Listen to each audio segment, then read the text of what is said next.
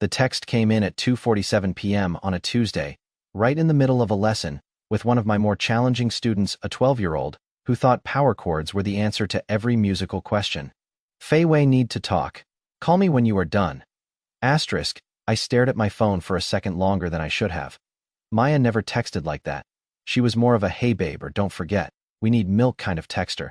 This had the energy of a bomb about to go off. Mr. Derek, the kid Jaden was looking at me with that confused expression kids get when adults zone out. Should I do the progression again? Yeah, buddy. One more time. And remember, not everything needs distortion cranked to 11. He grinned and dove back into his attempt at Nirvana's Come As You Are, which somehow sounded more like a wounded cat than grunge. I had been teaching guitar, bass, and drums out of my home studio for the better part of 8 years now, and I had learned that patience was the most important skill in my arsenal. More important than my ability to nail a drum fill or produce a clean mix. The lesson wrapped at 3, and I had 15 minutes before my next student. I hit Maya's number. She answered on the first ring. Hey yourself, what is up? There was a pause. Not a good pause. Not a I am trying to remember what I wanted to tell you pause. This was a I am trying to figure out how to say something heavy pause, my mom called, and there it was. Her mom, Teresa, sweet woman, meant well, but Lord, the drama that seemed to follow that family around, like a dark cloud at a beach party. Okay, I prompted, they got a letter from the bank. Her voice had that tight quality, like she was barely holding it together. The house, they are going to foreclose if they don't pay off the mortgage by the end of February. I sat down. My studio chair creaked under me, the same sound it had been making for 3 years. I kept meaning to oil the damn thing. Wait, what? I thought they were making payments. Apparently not. They have been. Derek. They haven't paid in 5 months. The bank's done. They are invoking the acceleration clause. The acceleration clause, even I knew that was bad news. That is when the bank says, okay, funds over. Pay us everything you owe right now, or we take the house. Jesus, Maya, I am sorry. That is rough. It is the house, Derek.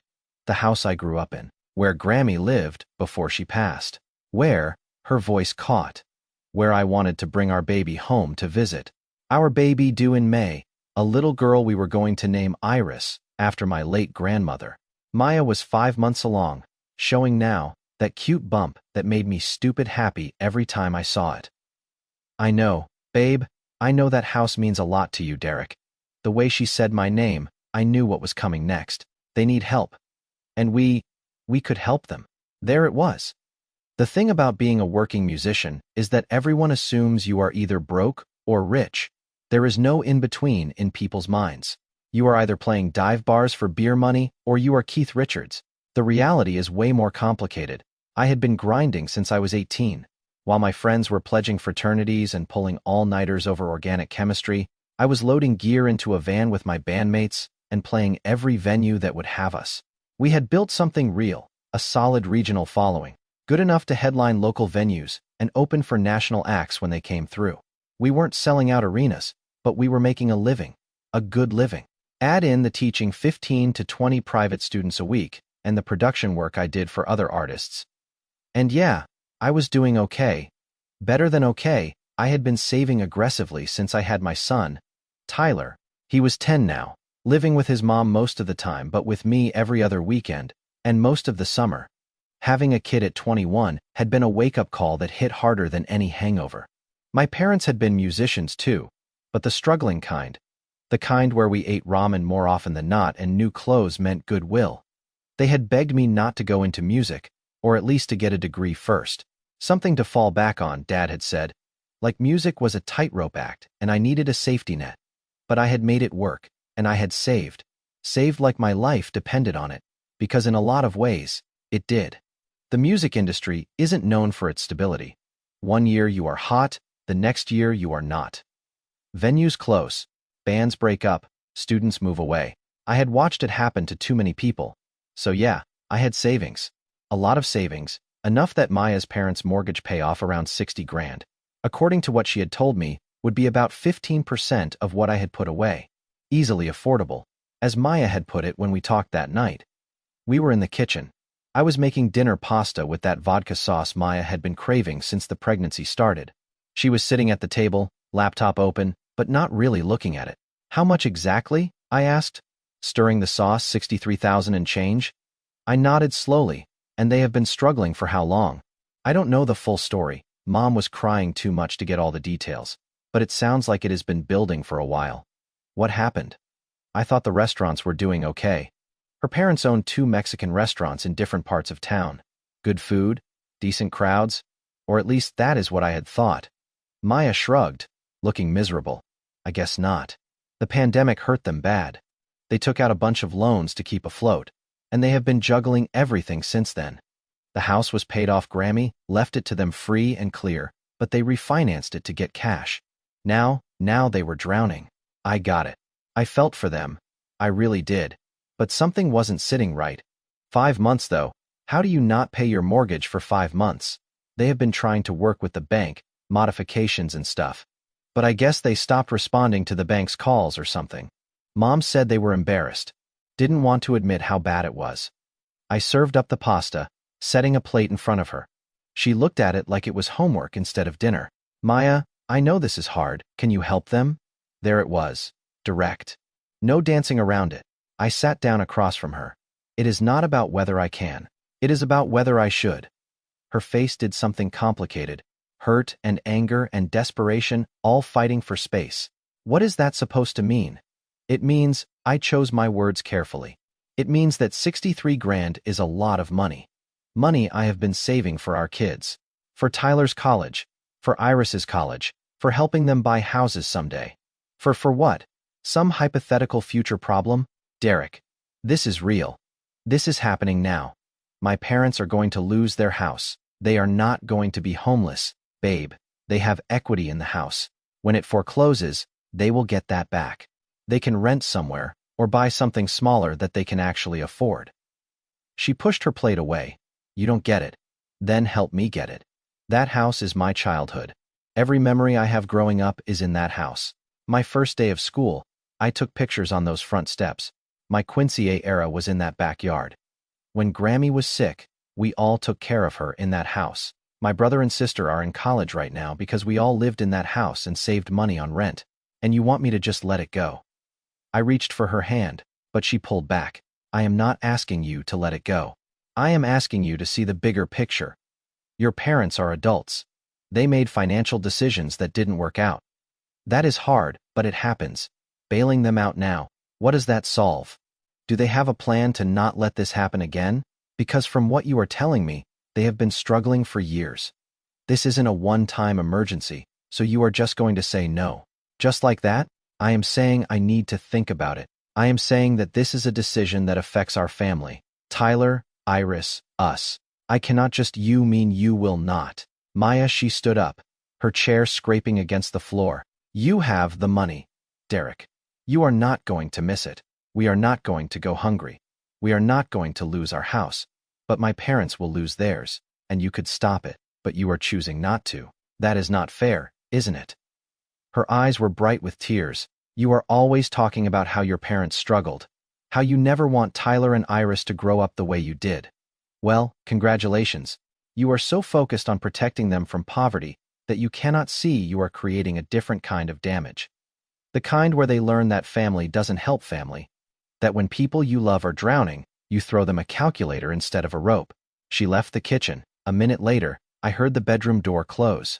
I sat there with 2 plates of pasta getting cold, thinking about ropes and calculators, and what kind of man I wanted to be. The next few days were icy. Maya was polite. She wasn't the type to yell or throw things, but there was a distance there that felt wider than the Grand Canyon. She stayed with her parents twice, ostensibly to help them sort things out, but I knew it was also to avoid me. I tried to focus on work, band practice, lessons, a production session for a folk duo who wanted their album to sound raw but produced, which was basically like asking for dry water. But my head wasn't in it. Tyler noticed during his weekend visit. You, okay, Dad? He asked on Saturday morning. We were making pancakes, our tradition whenever he stayed over. Yeah, buddy. Why? You have been weird. Like, staring at walls weird. 10 years old and already too perceptive. I blamed his mother for that. She had a psychology degree and probably analyzed every one of his behavioral patterns. Just some grown-up stuff, nothing for you to worry about. He flipped a pancake with more confidence than I had had at his age. Is it about Maya's parents? I looked at him. How do you know about that? I heard you on the phone. You were talking kind of loud, right? The walls in my house weren't exactly soundproof. One of the downsides of living in a 1970s ranch that I had bought for a steal because it needed minor updates. Those updates had turned into major ones, but that was a different story. They are having some money trouble, I said carefully. It is complicated. Are you going to help them? I don't know. He was quiet for a moment, focused on the pancakes. Then, Mom says, you are really good at saving money. That you are probably the only musician she knows who has their stuff together financially. I had to smile at that. His mom, Christina, and I hadn't worked out as a couple, but we had figured out how to co-parent pretty well. And yeah, she had been there during the lean years, when I was just starting out. She had seen me go from broke college dropout to, well, not broke. That is nice of her to say. So if you have money saved, and Maya's parents need money, why wouldn't you help? Out of the mouths of babes, as they say. Because it is not that simple. Money's complicated. I save that money for specific things for you, for your baby sister, for emergencies. And when you start using it for other things, even good things, it gets harder to say no the next time. And the time after that, he nodded like he understood. But I wasn't sure he did. Hell, I wasn't sure I did. Grammy and Grandpa never helped you with money, right? He asked. They couldn't. They didn't have it to give. Did you wish they could have? And that was the question, wasn't it? Had I wished, during those years of ramen and secondhand everything, that someone would swoop in and make it easier? Of course I had. Every kid does, but I would also learn to make it work, learn to be resourceful, learn that the world didn't owe me anything, and that success was something you fought for, not something that got handed to you. Was that the lesson I wanted to teach Tyler and Iris? Or was I just being stubborn?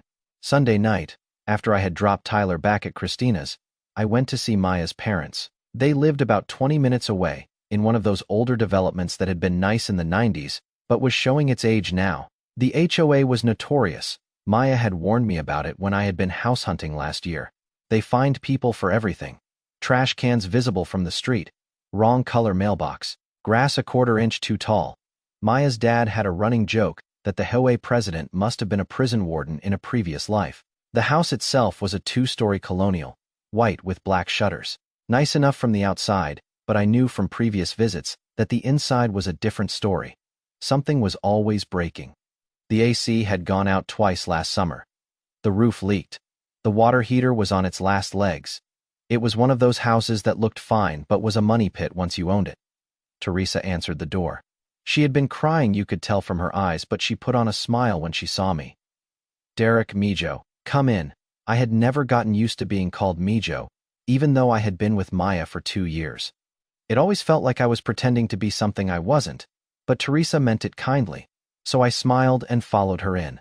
Maya was there.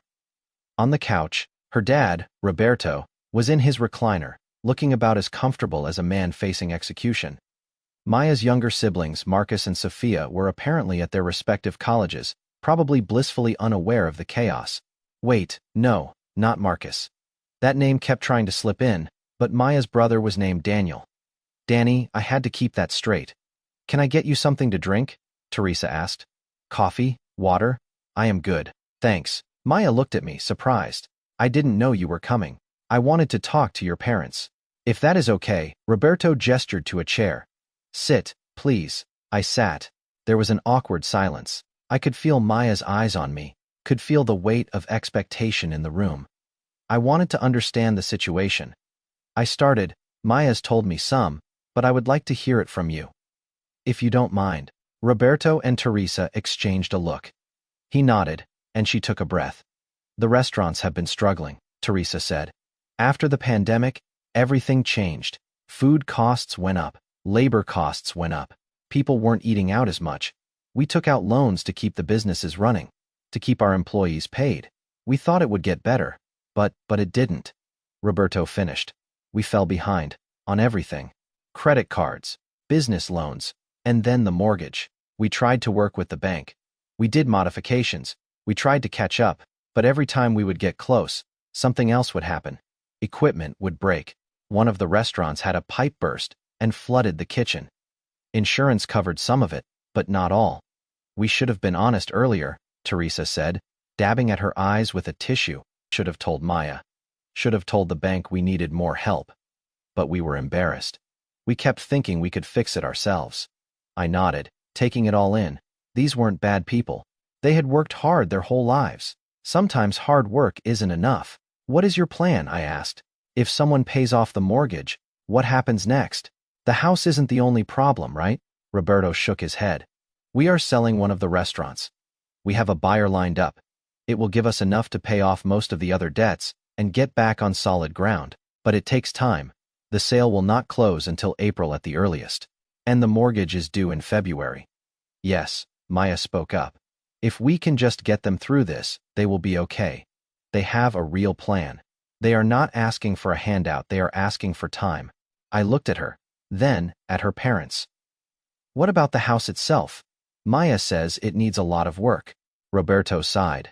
It is old. Things break, but it is our home. And the Hoa. He made a face. They are difficult, but we manage. Difficult was putting it mildly. I had heard stories, but that wasn't really the point. If I help, I said slowly, and I am not saying I will, but if I do, what happens the next time? What happens when another crisis hits? Teresa looked stricken. We would never ask again. This is life or death for us, for our home. Mom, Maya said softly, her hand on her stomach, protective, maternal. She was already thinking like a mother. I looked at the three of them, at the house around us, with its worn carpet and its family photos on every wall, at the desperation in Teresa's eyes and the defeat in Roberto's posture. And I thought about what Tyler had asked me, about what kind of man I wanted to be. I am not paying off the mortgage. Maya's face crumpled. We were in the car, heading home. I had waited until we were alone to say it. Derek let me finish. I am not paying it off because I don't think that is the solution. I cannot believe Maya. I pulled over. We were on a side street, darkness all around us. Listen to me. Your parents need more than just a mortgage payment. They need a way out of that house. She stared at me. What do you mean? That house is killing them. The repairs, the HOA, the property taxes, they cannot afford it. Even if I pay off the mortgage, they are still going to be stretched thin. The smart move is to let it go. Take the equity and find something they can actually afford. You want them to lose Grammy's house. I want them to have a home they can keep. There is a difference. She shook her head, angry tears streaming down her face. You don't understand. That house is, I know what it is to you, but it is not yours. It is theirs, and they are drowning in it. So, your answer is nothing. You are just going to let them fail. I took her hand, held it even when she tried to pull away. I am going to help them. But not by throwing money at a problem that is bigger than a mortgage. I talked to them about selling, about downsizing, about actually getting their financial house in order.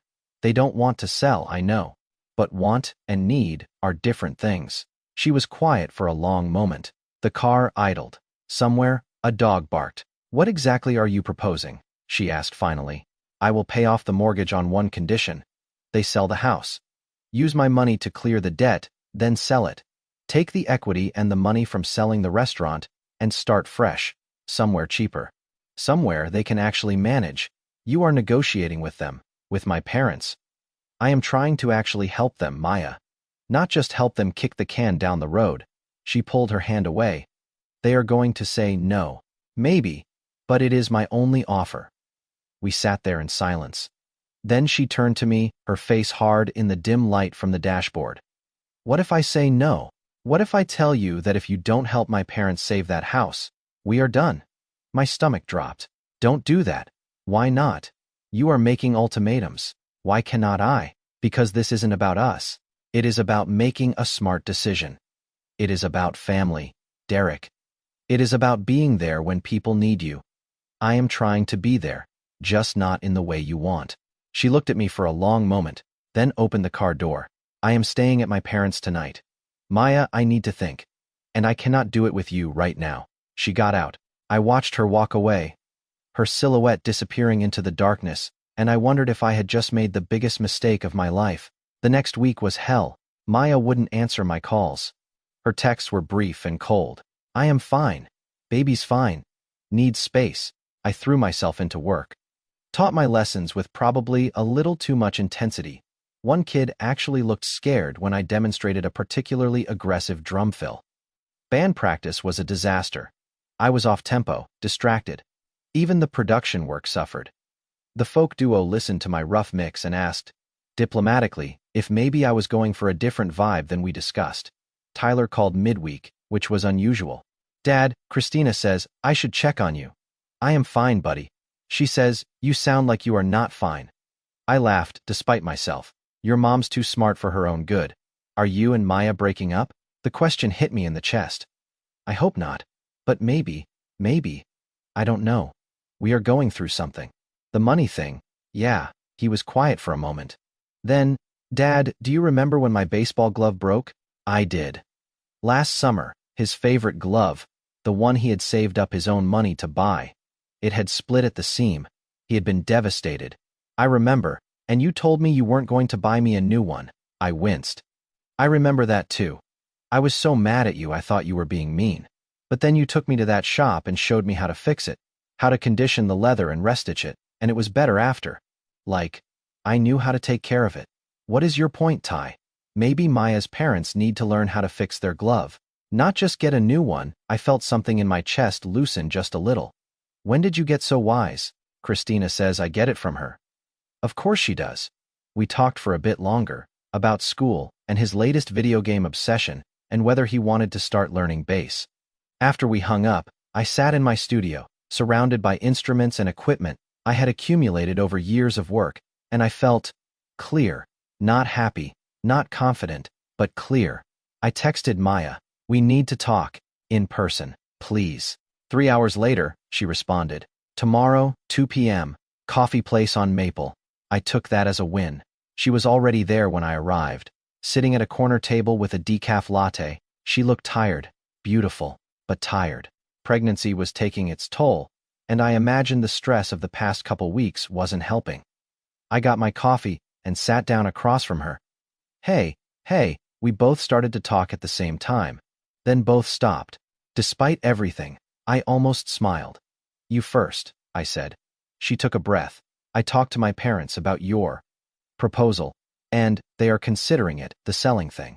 They are not happy about it, but they are thinking about it. Okay, my dad did the math. With the equity in the restaurant sale, they could buy something smaller outright. No mortgage. Actually own it. I nodded. That is good. My mom cried for 2 days. I know that is hard. It is hard. Derek, that house is everything to her. To all of us. I know. But she paused, wrapping her hands around her cup. But you are right. They cannot afford it. They have been drowning for years, and too proud to admit it. And if you just paid off the mortgage, they would be back in the same situation in 2 years. Or 5. Or whenever the next big expense hit. I reached across the table. Tentative. She let me take her hand. I am not trying to be cruel, I said quietly. I am really not. I know. I didn't at first. I thought you were just being, I don't know, cold, calculating. But I talked to my sister Sophia. She is studying economics. And she said basically the same thing you did, that this is a losing battle, and they need to cut their losses. How is your mom handling it? She is coming around. My dad's actually kind of relieved, I think. He is exhausted. They both are. We sat there for a moment, hands linked across the table. I am sorry, she said finally, for the way I reacted, for what I said in the car. I didn't mean, I wouldn't actually leave you over this. You had me scared. I was scared too. Scared of losing the house. Scared of what it meant if you said no. Scared that maybe we wanted different things, do we? She squeezed my hand. I think we want the same things. I needed to separate the house from my parents. The memory from the reality. Does that make sense? Yeah, it does. The house is just a building. My family is my family, with or without that address. Exactly. She smiled, tired but genuine. You are kind of smart for a musician. Don't tell anyone, it will ruin my reputation. We talked for another hour, working through the details. I would pay off the mortgage. They would list the house. Everything would probably take a few months. but the bank would hold off on foreclosure once they saw the payment and the intent to sell. Her parents would move somewhere smaller, somewhere manageable, maybe even somewhere with a less psychotic Hoey. "There is one more thing," Maya said as we were leaving. "What is that?" "I want our daughter to know this story someday, when she is older. I want her to know that her dad didn't just throw money at a problem, that he actually thought about the right solution, that he cared enough to do the hard thing instead of the easy thing." I felt my throat tighten. "You think she will understand?" "I think she will be lucky to have you as a dad. Both our kids will be." We walked to our cars together, and for the first time in 2 weeks, I felt like we were actually on the same team again. The house sold in April, 2 weeks before Iris was born. Her parents got more than they expected, some young couple, who didn't mind the hoa and saw potential in the old bones of the place. Combined with the restaurant sale and my mortgage payoff, they cleared all their debts and bought a modest ranch in a neighborhood with an HOA that was only mildly annoying. According to Roberto, Iris made her appearance on May 12th at 3:27 a.m., weighing 7 pounds, 4 ounces. Perfect. Beautiful. Worth every sleepless night that followed. Teresa and Roberto came to the hospital, bringing flowers and tears and so many baby gifts we had to make 2 trips to the car. Teresa held her granddaughter and cried, but they were different tears this time, lighter.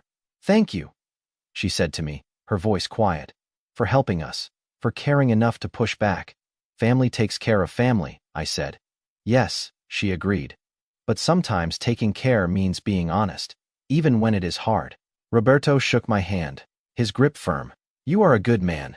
Maya chose well. I didn't feel like a good man. I felt like a guy who had done the best he could with an impossible situation, but I would take the compliment. Tyler met his sister 2 days later and was immediately smitten. "She is so tiny," he kept saying, like he couldn't quite believe something that small could be a real person. He promised to teach her guitar when she was old enough, which meant I had about 5 years to prepare for that chaos. That night, after everyone had left, and it was just me, Maya, and Iris in our hospital room, Maya looked at me. "I need to tell you something." "Okay, I was wrong. That day in the car when I said we could easily afford it, I was scared and emotional, and I wasn't thinking straight." "Maya, no. Let me finish. You saved for years, carefully, intentionally, for our kids, for our future, and I tried to guilt you into using it for something that wasn't going to actually solve the problem. That wasn't fair. You were trying to protect your family, so were you, and you did it better than I did." I kissed her forehead. "We are a team. We figured it out together. Together." She agreed. Iris made a small sound, something between a squeak and a sigh. We both looked at her. This tiny person we had made, this perfect little life that depended on us to make smart choices. "No pressure, kid," I whispered to her. "But we are really trying not to screw this up." Maya laughed softly. "I think we are doing okay so far." I thought about Tyler's baseball glove, about teaching him to fix things instead of replacing them, about the difference between easy answers and right answers. "Yeah," I said, "I think we are." Outside the hospital window, the sun was starting to rise. A new day, a new chapter. A family that had weathered a storm and come out stronger. I had made the right call. Not the easy call. Not the popular call, but the right one. And that, I figured, was what being a dad was really about. Making the calls that protect your kids' futures, even when everyone else thinks you are wrong. Even when it costs you something. Even when it is hard. Especially when it is hard. My phone buzzed. A text from my dad, who I had filled in on everything over the past few weeks. "Faye, proud of you, son. Grammy would be too." Asterisk, I smiled. My parents hadn't been able to give me money, but they had given me something better. The understanding that real security comes from making smart choices, not from how fat your bank account is. That was a lesson I had passed on to Tyler and Iris, along with how to play guitar, how to read a contract, how to change a tire, and how to stand firm when everyone else is telling you to bend. Maya had fallen asleep, her hand resting on Iris's tiny chest. I watched them both breathe. In sync. Perfect. This was my family. This was what I had worked for, what I had saved for, what I had fought for, and I would be damned if I let anything threaten it. Not foreclosure, not family drama, not well-meaning pressure or emotional manipulation. This was what mattered. These 3 people, this moment. Everything else was just noise. I settled back in my chair, my eyes heavy, but my heart light, and let myself drift off to sleep, secure in the knowledge that sometimes the hardest decisions lead to the softest landings. And that, at the end of the day, was worth more than any amount of money in any savings account anywhere. It was worth everything.